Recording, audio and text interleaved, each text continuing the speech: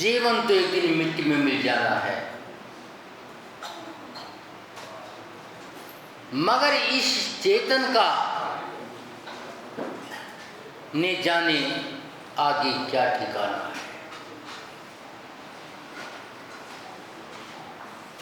मात भेष बदलने से, मात प्रवेश बदलने से कुछ होने वाला नहीं है। इसके लिए सबसे पहले हमें अपनी आसक्ति, अपनी कसाय, अपनी इच्छाएं को सीमित करना होगा। बगैर संयम के आत्मा का कल्याण नहीं होगा। और जैसे ही मेरे कदम संयम की ओर बढ़ेंगे, मूर्छा, इच्छा पर विराम होना प्रारंभ हो जाएगा। विचार तो करो, एक जब सपेरा सांप को पकड़ता है तो क्या वैसे उठा लेता है? पहले सपेरे को सांप को अपने पास बुलाना पड़ता है। जहां भी सांप होता है अपना चला आता है। जब वो आ जाता है, सपेरा बीन बजाता है और उस बीन की धुन में सिर्फ अपनी धुन मिलाता है। वो धुन मिला करके वो स्वयं नाचना प्रारंभ कर देता है, झूमना प्रारंभ कर देता है। अब सपेरा जान गया इसकी धुन मेरी बीन में है, पकड़ता है, उसका जहर का दांत निकाल फेंकता है। बस यही तो है जैन दर्शन कि जब मैं वितरागता की धुन में रम जाऊंगा तो मैं भी अपनी कसाय रूपी दंत निकाल कर फेंक दूंगा। मगर आज तक ये चिंतन नहीं किया, क्योंकि अनादि से आज तक पांचों इंद्रिय के विषय में मन के अधीन होकर, धन के अधीन होकर, प्रियगृह के अधीन होकर, परिवार के अधीन होकर, इस शरीर के अधीन होकर नहीं जाने क्या क्या करता रहा। क्योंकि मैंने इसे कभी समझने का प्रयत्न ही नहीं किया। बंधुओं, कभी नीर के मत्थन से मक्खन नहीं मिलेगा। यदि मक्खन चाहिए तो देही का ही मत्थन करना होगा, और मात्र मत्थन करने से घी प्राप्त नहीं होगी। मत्थन करने से भेद विज्ञान हो जाएगा, और भेद विज्ञान करने के बाद आपको मत्थन को तपाना होगा, या कह दो चारित्र धारण करना होगा। ये निश्चित है। हर मुनि मोक्ष नहीं जाएगा, मगर मुनि बिना कोई मोक्ष नहीं जाएगा। तो बंधुओं, जब ये पता है मोक्ष जाने का रास्ता मात्र एक है, अनंत सुख का रास्ता मात्र एक है, फिर आज तक विचलित क्यों है? क्योंकि हमें अभी तक अपनी शक्ति का भान नहीं हुआ। जिस दिन हमें अपनी शक्ति का भान हो जाएगा तो ये धन एक साइड हो जाएगा, ये राग एक साइड हो जाएगा, और हम अपने में जीना प्रारंभ कर देंगे। विचार करो, 1957 में महाराष्ट्र में पूना के पास एक बांध टूटा था, और बांध टूटने के बाद में कितनी तबाही मची थी। अखबार में छपा था एक परिवार के बारे में पति पत्नी अपने 2 बच्चों के साथ उस क्षेत्र में रहते थे। सरकार ने घोषणा कर दी, ये क्षेत्र खाली कर दो। पति पत्नी ने सलाह किया, अब जाना होगा। पतिदेव पत्नी से कहते हैं, आप बच्चों को लेकर चले जाओ, मैं आता हूं, क्या थोड़ा संगवा लेता हूं। और संगवाने के चक्कर में ये भी जरूरी है, ये भी जरूरी है, ये भी जरूरी है, और पानी बढ़ जाता है और व्यक्ति डूब कर मर जाता है। ये स्थिति इस जीव की है। ये भी चाहिए, ये भी चाहिए, ये भी चाहेगा, मगर जाएगा क्या? कभी हमने विचार नहीं किया। क्यों? समय नहीं है। काहे के लिए? क्योंकि 5 इंद्रिय के विषय में दबे पड़े हैं। आचार्य ने 5 इंद्रिय के विषय में एक उदाहरण दिया है। आपको तलवार का शहद दिखाई देता है, शक्कर दिखाई देती है, मीठा दिखाई देता है, मगर आपका चिंतन नहीं पहुंचता कि ये तलवार की धार जीव के टुकड़े कर देगी। तो विचार तो करो, क्या जीव के टुकड़े होने के बाद में वो मिठास आपकी जीव ले सकेगी? आचार्य ने उदाहरण दिया है, एक किम्पाक का फल होता है जो देखने बहुत आकर्षित होता है, उसका रंग बड़ा मनोहर होता है। देखते ही ये मानव चाहता है स्पर्श कर लो। सुगंध चंपा नाग की भांति, एक बार उठाकर सूंघ लूं। रंग सुगंध भरपूर और स्वाद क्या कहने। जब आदमी उसे उठा करके अपनी जिह्वा तक ले जाता है, मिठास में मोहित हो जाता है, मगर जैसे ही वो किम्पाक का फल कंठ तक पहुंचता है, आज तक कोई बच ना सका। सल्फाल के खाने वाले को यदि तुरंत डॉक्टर मिल जाए तो बचा सकता है, मगर किम्पाक के फल को खाने वाले को आज तक तो बचा ना सका। यही तो इंद्रियों का राग है, ये किम्पाक का फल है। लेकिन आज तक मैंने समझने का प्रयत्न नहीं किया और इस फल को खा करके मैं सुख भोगना चाहता हूं। तो विचार करो, क्या होगा? वही होगा जो अनादि से होता है, और आज तक मैंने सच्चाई को समझने का प्रयत्न नहीं किया। और कहता हूं अभी मेरी जिम्मेदारी है। आप जानते हैं, एक तिरंज गति का जीव अपने बच्चे को जन्म देकर के और पाल करके छोड़ देता है, मगर मानव उस तिरंज गति से कितने नीचे है। बच्चों को पाल दिया, जिम्मेदारी पूरी हो गई, लेकिन अब बच्चे के बच्चों को पालेगा। वो देखने भी आता है कि बच्चों की जिम्मेदारी माँ बाप की नहीं है, माँ बाप के माँ बाप की है। क्यों? क्योंकि संसार का परिवर्तन बाकी है। तो बंधुओं, ये तो अनादि से होता रहा है, कब तक होगा नहीं जाने। जबकि हम जानते हैं कि अभावी जीव भी अपने पुरुषार्थ के बल पर नवग्रह तक जा सकता है, और आप तो भोमे हैं और कहते हो कर्मों की मार है। ये मात्र धोखा है। अपने पुरुषार्थ को कमजोर करना है।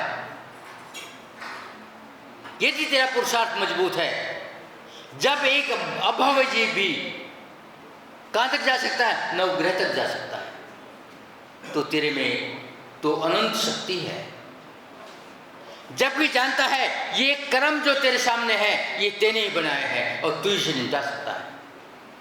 मगर ये जीव कर्म का नहीं जाने क्या क्या बहाना लगाता है, अब कर्म के में अधीन हो गया।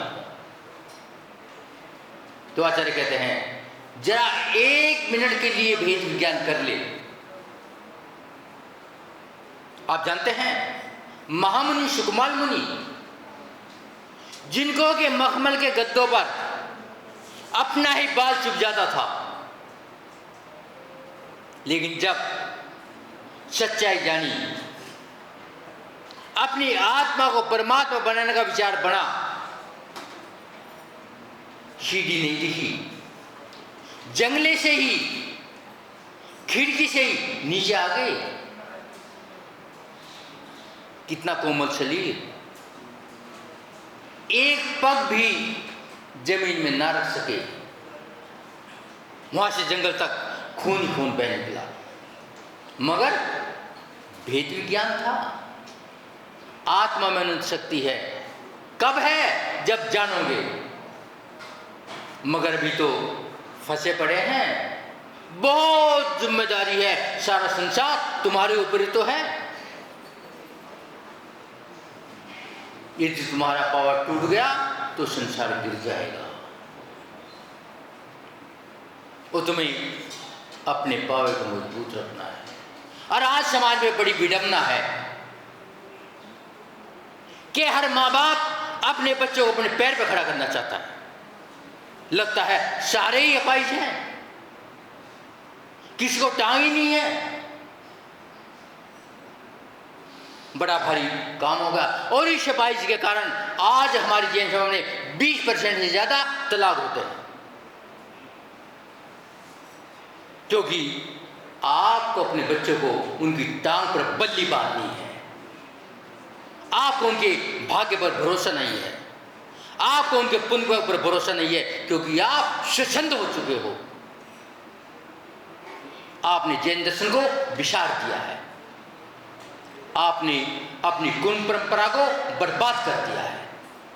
तो विचार करो क्या होगा?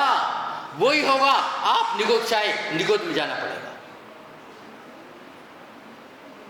क्योंकि आपने अपनी कुल की मर्यादा तोड़ दी है। क्या हमारी मर्यादा थी कि पानी छान के प्रयोग करना है? क्या आपकी मर्यादा थी भगवान के दर्शन करने बाद में इस शरीर को दूध देना है? क्या आपकी मर्यादा थी रात को भक्षण नहीं करना है? मगर आज क्या है? कुछ भी करना है मगर होटल में जाना है। और फिर कहते हो क्या करें, मजबूरी है, रात को 10 बजे आना पड़ता है, इसी रात को खाना पड़ता है। मगर आचार्य कहते हैं नरक में भी तो जाना पड़ेगा, वहां की मजबूरी नहीं पता। जितनी देख लेगा कि ये कारण मेरा नरक का है। आचार्य कहते हैं सत्य का दरवाजा मोक्ष तक पहुंचता है और असत्य का दरवाजा नरक तक पहुंचता है। आसक्ति का दरवाजा नरक तक पहुंचता है, वितरागता का दरवाजा मोक्ष तक पहुंचता है। आपको कौन से दरवाजे पसंद है? राग के, चाह के, धन के, परिवार के।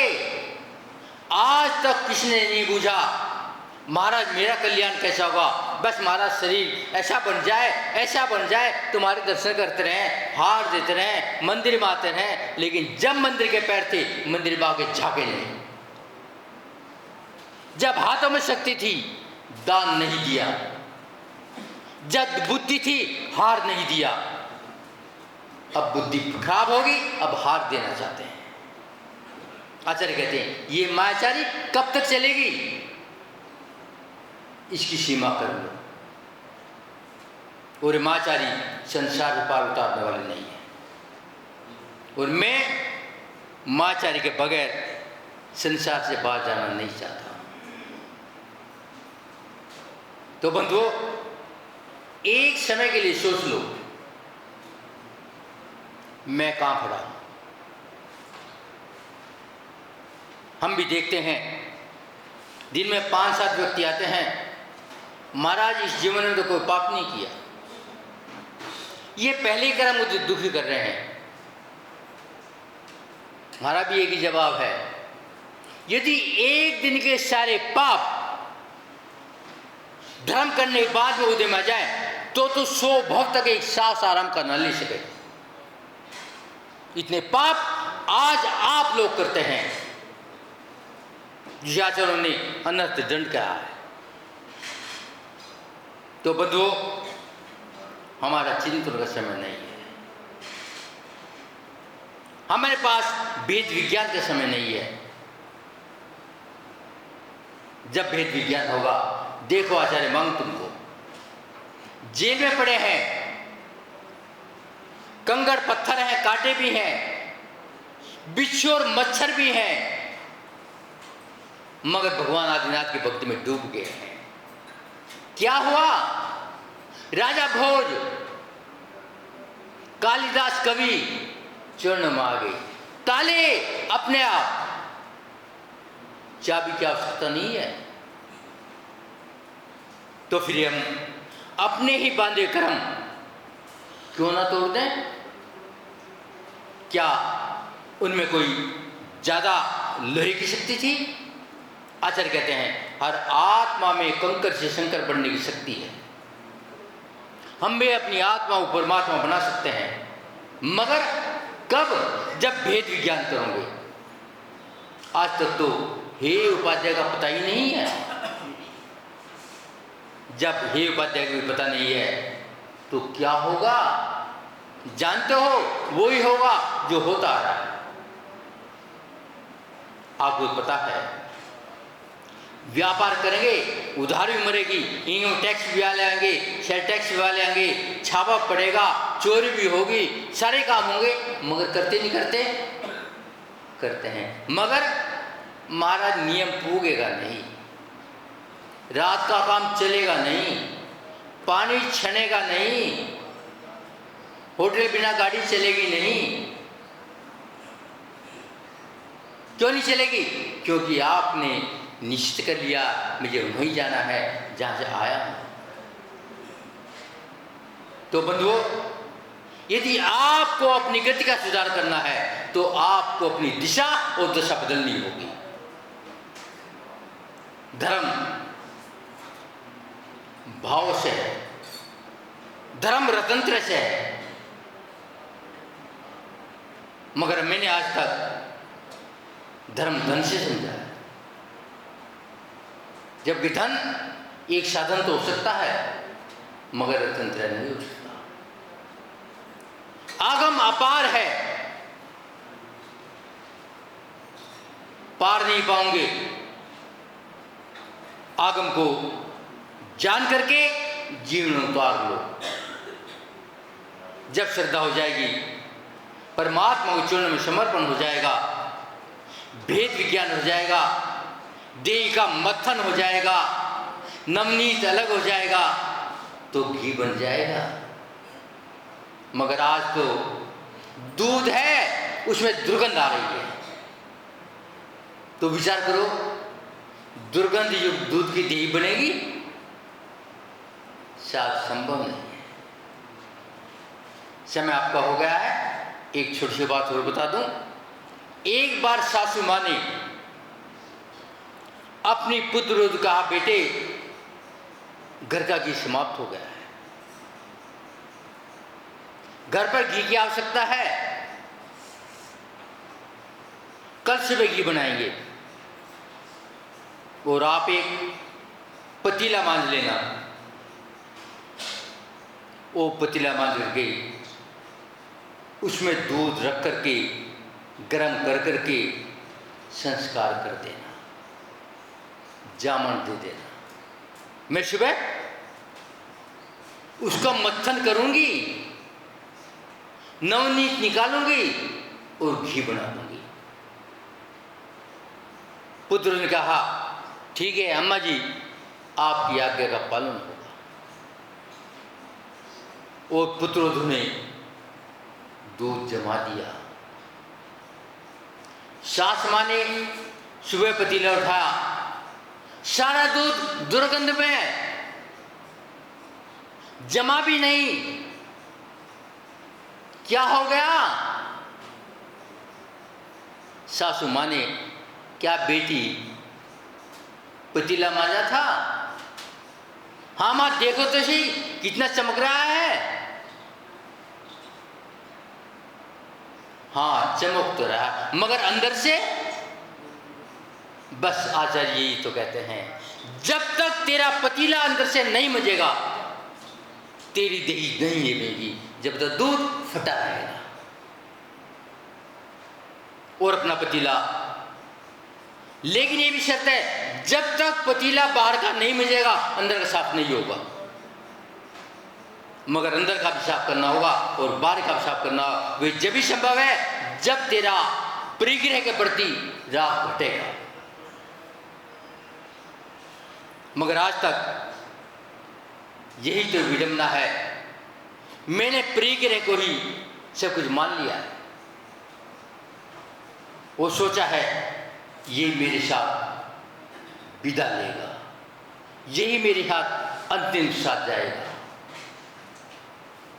तो बंधुओं विचार करो, मैं संसार में हूं लेकिन मानव पर्याय में हूं। मात्र मानव पर्याय नहीं, उत्तम कुल में जन्म लिया है। महावीर की संतान हूं, मात्र महावीर की संतान नहीं हूं, महावीर के गोद में भी हूं, महावीर के कुल में हूं, महावीर के वंश में हूं, महावीर की शक्ति मेरे में है। तो फिर महावीर क्यों नहीं? बस यदि ये विचार करेंगे रास्ता मिलना प्रारंभ हो जाएगा और हम चेतनता को प्राप्त होना प्रारंभ हो जाएंगे। आज तो हम चेतनता के रूप में अचेतन हैं। मात्र कहने से चेतनता नहीं आएगी, करना होगा, जानना होगा, जीवन में उतारना होगा। जब तक संयम नहीं होगा चेतनता नहीं आएगी। विचार तो करो, आज का जीव मुनियों के पास आने से क्यों डरता है? क्या आप में शक्ति नहीं है? शक्ति है। तो फिर महाराज शक्ति तो है मगर डर लगता है, काहे से? कुछ हो जाए। क्या हो जाए? छुटवा देंगे। भाई यही तो एक विडंबना है वेद विज्ञान ना होने की। महाराज बहुत अच्छा लगता है महाराज बनना। तब ये घटना एक घर में घट गई। पिता से पुत्र ने कहा, पिताजी मैं महाराज के साथ जा रहा हूं। चुप, साइलेंट होकर बैठ जा, बड़ा मुश्किल काम है, झेल ना सकेगा, आराम से रो। मगर गृहित मिथ्यात कहती है, तेरा मर जाए तो दीपक जल जाए, मेरा मर जाए तो जले जुला बुझ जाए। कितना विपरीत मानता हमारे अंदर बैठी है। महावीर चले गए, दीपक जला दिए। और दीपावली वाले दिन तेरा बेटा चला जाए, दीपक जले जला बुझ जाएंगे। ये भेदभाव क्यों? जबकि महावीर चला गया निर्वाण के लिए, दोबारा नहीं आएगा। और तेरा बेटा तो संसारी है, दोबारा आ भी सकता है, मगर जले जला बुझा दिए। जिस क्षेत्र पर गया कोई दुर्घटना घट गई, ये क्षेत्र मैं भापता नहीं, वो क्षेत्र बंद कर दिया। मगर तेरे घर पे कितने मर चुके हैं? घर बंद किया? नहीं, वो नहीं देखेंगे। तो आचार्य कहते हैं जिस दिन तू सच्चाई को देख लेगा उस दिन तुझे आत्मबोध हो जाएगा। और बोध बिना शोध नहीं, शोध बिना बोध नहीं। अपने शोध के लिए अपने आप को देखने का प्रयत्न करो, और जब तक हम अपने आप को नहीं देखेंगे आत्म कल्याण नहीं होगा। आपका समय हो गया है। इतना कहने के बाद मैं ये भावना बाता हूँ, आप भी उस पथ के राही हो जिस पंथ में भगवान शांतिनाथ, भगवान आदिनाथ, भगवान महावीर चले हैं, हम भी चले, वहीं पहुँचे जहाँ पहुँचे, क्योंकि वही तुम्हारे आराध्य हैं। उनके चरणों में रहने की हमने कसम खाई थी, और रहेंगे और अपने कदम बढ़ाएंगे। ओम शांति।